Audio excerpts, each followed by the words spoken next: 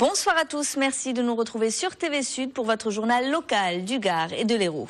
Dans les titres de cette édition, une prise d'otage dans une école à Nîmes. Un jeune homme de 17 ans a menacé le directeur de l'école Ernest Vallon et 25 élèves de cours moyen avec une arme blanche avant d'être maîtrisé et placé en garde à vue. L'Opéra et l'Orchestre de Montpellier sous la menace. Le Conseil régional a décidé de réduire sa subvention à l'association qui passe de 4 millions à 500 000 euros. L'impact sur le budget de l'institution serait désastreux pour le président de l'agglomération. Et puis en fin de journal, retour sur la Montpellier-Rennes. Plus de 3600 sportifs, petits et grands, ont participé à la 5e édition de cette course caritative contre le cancer. Et c'est ce matin qu'un jeune homme de 17 ans s'est introduit dans l'école Henri Vallon, quartier Pisevin, à Nîmes. L'adolescent de 17 ans fait irruption dans une classe de CM2 et menace le directeur sous les yeux des élèves. Une prise d'otage qui a tourné court et si personne n'a été blessé. Le choc est rude pour les élèves comme pour l'équipe enseignante. Les détails, Olivier Michel.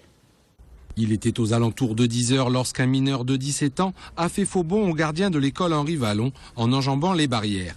Une fois à l'intérieur, il a rejoint la classe de CM2 du directeur où M. Philibert assurait son cours auprès d'élèves âgés de 8 à 10 ans. Dès qu'il a pénétré dans la classe, il a expliqué que c'était une prise d'otage et que si les gens bougeaient, il faisait exploser une bombe qu'il avait dans son sac à dos derrière lui. Et immédiatement donc après, il a expliqué au chef d'établissement qu'il voulait discuter avec la police pour négocier. Il y a eu pas mal de confusion et comme les choses n'allaient pas assez vite, cet individu a sorti un couteau de cuisine, mais également donc un brise-glace et il a menacé d'une façon beaucoup plus appuyée le chef d'établissement. Il a attrapé d'une façon physique. Après 30 minutes de négociation, le gardien et le directeur, dans la confusion la plus totale, parviendront à plaquer l'individu au sol avant de le remettre à la police. Cet après-midi, la direction avait décidé que les cours seraient maintenus, mais certains parents sont venus chercher leurs enfants choqués. Ça s'est passé à côté, dans sa classe d'à côté, mais pour elle, c'est comme ça allait se passer dans sa classe. Donc bon, elle est très, excusez-moi, parce que je suis un peu émue.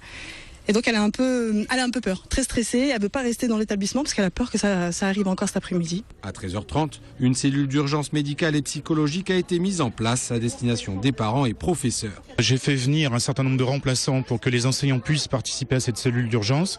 La cellule d'urgence est évidemment positionnée en élémentaire, mais aussi en maternelle, parce que l'individu qui s'est introduit est passé au-dessus des grilles de la maternelle. Donc on essaie de ramener un peu de sérénité et de calme, mais bon, les enseignants sont vraiment choqués. L'individu a été mis en garde à vue pour tentative de prise d'otage avec arme. Ses motivations restent inconnues. Déscolarisé, il est suivi pour problème psychologique. Un vaste réseau de trafic de stupéfiants démantelé à Lunel. Tôt ce matin, près de 200 gendarmes ont été déployés dans la ville. Ils ont procédé à l'interpellation de 27 personnes soupçonnées de revendre du cannabis et de la cocaïne. 5 d'entre eux seraient à la tête de ce réseau.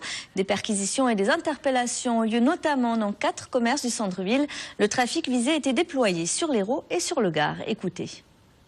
La lutte contre l'économie souterraine, c'est un travail de très long terme. C'est pourquoi nous avions diligenté une enquête avec le concours du GIR, de manière précisément à travailler sur le démantèlement d'un trafic de stupéfiants qui avait comme vitrine un certain nombre de commerces de proximité. C'est un travail qui a plus de 2 ans de surveillance avec plus d'une vingtaine de personnes qui ont pu être placées en garde à vue. Aujourd'hui, l'intervention a mobilisé 200 militaires de gendarmerie, essentiellement des militaires du groupement de l'Hérault, avec 9 équipes cynophiles spécialisées dans la recherche de drogue et de billets de banque, ce qui nous a permis les saisies et les découvertes que nous avons faites ce matin, mais également avec 2 pelotons d'intervention spécialisés de la gendarmerie, le peloton d'intervention interrégional d'Orange et le peloton d'intervention de Perpignan, qui nous a permis d'interpeller à domicile des individus qui étaient dangereux et armés. Un accident mortel s'est produit hier soir sur l'autoroute A9 entre Lunel et Montpellier. Un octogénaire qui serait apparemment sorti de l'aire de repos de Saint-Onès a roulé sur 8 km à contresens avant de percuter de front un autre véhicule à hauteur de Valergue vers 21 h. C'est le conducteur âgé de 83 ans qui est mort dans la collision. Dans la voiture qui arrivait en face, un couple âgé de 25 et 26 ans. Tous deux ont été grièvement blessés. La circulation sur l'A9 a été perturbée pendant près de 4 heures. Va-t-on devoir se serrer la ceinture à l'Opéra et à l'Orchestre de Montpellier? Jusqu'à présent, l'association qui gère l'institution fonctionne avec un budget annuel de 24 millions d'euros. Mais vendredi, le Conseil régional a annoncé qu'il réduisait sa participation. Une baisse qui a aussitôt fait réagir le président de l'agglomération de Montpellier. Jean-Pierre Moore estime que ce nouveau désengagement met l'institution et ses 250 employés en danger. Les détails, Olivier Roiran. L'annonce a été brutale. Le 24 mai dernier, le président de région, Christian Bourquin, lâche une bombe pendant le conseil d'administration de l'Opéra et de l'Orchestre de Montpellier. Le financement régional, déjà ramené de 9 à 4 millions d'euros, pourrait presque totalement disparaître. Explication. J'ai renversé la table. Parce qu'on va droit dans le mur. On va droit dans le mur au sens où aucune décision dans l'intérêt de l'orchestre n'est prise. Dans les transformations nécessaires, il y a eu des audits qui ont été faits il y a 2 ans, des recommandations d'inspecteurs de la culture. Rien n'est suivi, rien n'est transformé. Il y a des valses et des hésitations, c'est pas bon. Et pour revoir sa position, le président de région demande une nouvelle feuille de route. Mais derrière cette bataille de l'Opéra, il y a un vrai duel politique entre 2 socialistes, Christian Bourquin et un autre président, celui de l'agglo de Montpellier, Jean-Pierre Moore. Petit règlement de compte entre amis sur fond de campagne pour les municipales. À l'agglo, on sourit en espérant l'apaisement. Il se fait parfois que dans les dossiers, il y ait effectivement quelques aspérités ou que peut-être des choses méritent d'être calées. Elle l'était, je pensais qu'elle l'était, tout le monde pensait qu'elle l'était également, y compris le préfet, y compris... Mais bon, s'il faut reprocéder à un recalage, on y procédera. Mais pas de sourire du côté des 250 salariés de l'Opéra, toujours en conflit avec leur directeur Jean-Paul Scarpita. Pour eux, les dernières annonces sont plutôt inquiétantes. Nous attendons que la raison revienne un petit peu. Nous disons depuis longtemps que nous voulons jouer en région, plus, et que nous aimons y aller, et nous y sommes toujours allés. Nous sommes très inquiets parce que il semblerait que la saison prochaine divise par 2 le nombre des concerts de l'Orchestre national en région. Et ça, encore une fois, nous n'en sommes pas responsables. Il y a un directeur général qui programme, il y a des responsables qui font ça. Et il faudrait que M. Bourquin regarde où sont les vraies responsabilités. Prochain épisode, un nouveau conseil d'administration de l'Opéra et de l'Orchestre de Montpellier le 7 juin prochain. Et dans le nord de Montpellier, la Vélorussion est en marche, ou plutôt elle roule. Samedi, à l'appel de 3 associations écologistes, une centaine de cyclistes a défilé à vélo de Prades-le-Lez à Montferrier puis Clapier pour réclamer une meilleure sécurisation de ces voies cyclables qui mènent à Montpellier. Actuellement, faire ces trajets au quotidien s'avère très difficile. Regardez. Thomas vit à Clapier. Tous les jours depuis 10 ans, c'est à vélo qu'il se rend au travail. À 7 km de là, près du domaine d'eau à Montpellier, un parcours semé d'embûches et pourtant ici, les collectivités ont investi pour construire des pistes cyclables. Avant, il n'y avait que la route avec les voitures, mais il faut savoir que les vélos ont le droit de rouler sur la route avec les voitures, c'est tout à fait normal. Il n'empêche que c'était un bel espoir de voir construire ces aménagements. Et finalement, c'était construit d'une manière très étrange, vous voyez. Avec ses angles droits, avec ses poteaux placés exactement aux endroits où on va tourner, les visibilités cachées, des zigzags, des talus qu'il faut monter, descendre de façon complètement artificielle, vu qu'ils n'existaient pas avant. Alors là, vous voyez, je suis tranquillement sur la nouvelle piste cyclable. Elle est magnifique, très belle, mais il y a ce décroché très étrange qui fait que, voilà, je suis obligé de ressortir. Comme une centaine de cyclistes petits et grands, Thomas a donc rejoint la Vélorussion ce samedi. Venus de Clapier, Prades-le-Lez ou encore Montferrier, ils ont manifesté à 2 roues pour des pistes cyclables mieux conçues et plus sûres dans le nord de l'agglo de Montpellier. Je crois qu'il y a une demande de pistes cyclables sécurisées pour se déplacer, pas que pour faire un petit peu de vélo le week-end, mais pour se rendre à Montpellier en vélo, pour venir avec nos enfants à la médiathèque de Clapier par exemple, et également entre le centre de Montferrier et Baillarguet, il y a beaucoup de personnes, on se rend compte, qui sont prêts à utiliser leur vélo à condition effectivement que les trajets soient sécurisés. C'est donc le message que veut faire passer cette Vélorussion. Le vélo n'est pas seulement un loisir, c'est avant tout un moyen de transport. Un étage consacré aux expos d'art contemporain et à l'échange, un centre de documentation et la possibilité d'accueillir 55 étudiants en résidence. C'est la panacée à Montpellier, un lieu d'expression artistique et de création, point d'échange entre les étudiants de tous horizons et le grand public. Écoutez. La résidence universitaire, c'est un contexte qui est assez inédit et qui est assez incroyable. Pour une structure culturelle, je pense qu'on est les seuls en France. Je connais pas vraiment non plus d'exemples à l'étranger. Ce qui est intéressant dans le processus de résidence, de rencontre avec le public, c'est les croisements entre différentes disciplines artistiques, entre la recherche et l'art, entre les étudiants et l'art.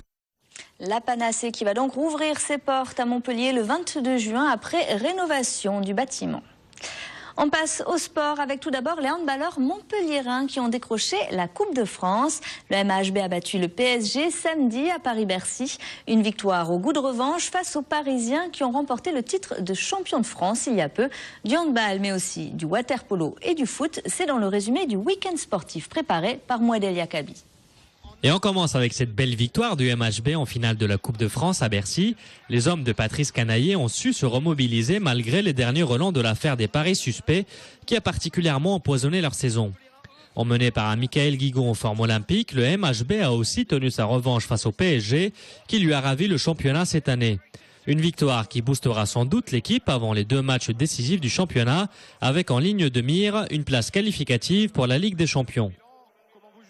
Moins d'émotion en revanche pour le dernier match de René Girard sur le banc du MHSC. En déplacement à Toulouse, les Montpelliérains se sont inclinés 2-0. Le MHSC finit sa saison à une 9e place, indigne d'un champion en titre. Dernier match du championnat également pour les filles du MHSC qui affrontaient Saint-Etienne. La rencontre s'est soldée sur un score nul, 1-0. La saison n'est pas finie pour autant puisque la demi-finale de Coupe de France contre Lyon sera rejouée après avoir connu une erreur d'arbitrage. Les Nîmois finissent bien leur saison. Les Crocodiles n'ont fait qu'une bouchée de la JOCR, 4-2. Le premier arrivera dès la 4e minute et à la mi-temps, la rencontre était déjà pliée. Les hommes de Victor Svenka finissent la saison à la 8e place. Le Montpellier Water-Polo lâche sa couronne. Battu au match aller à Antigone et contraint à une victoire par 2 buts d'écart, les poloistes montpelliérains, champions en titre, se sont finalement inclinés face à Marseille sur le score de 11-14. Et on termine avec la 5e édition de la Montpelliéraine. Plus de 3600 coureurs, petits et grands, ont pris le départ de cette course caritative hier sur l'esplanade Charles de Gaulle pour un parcours de 4 km dans l'écusson de Montpellier. Une épreuve sportive mais aussi un moment festif pour promouvoir la lutte contre le cancer du sein. Regardez.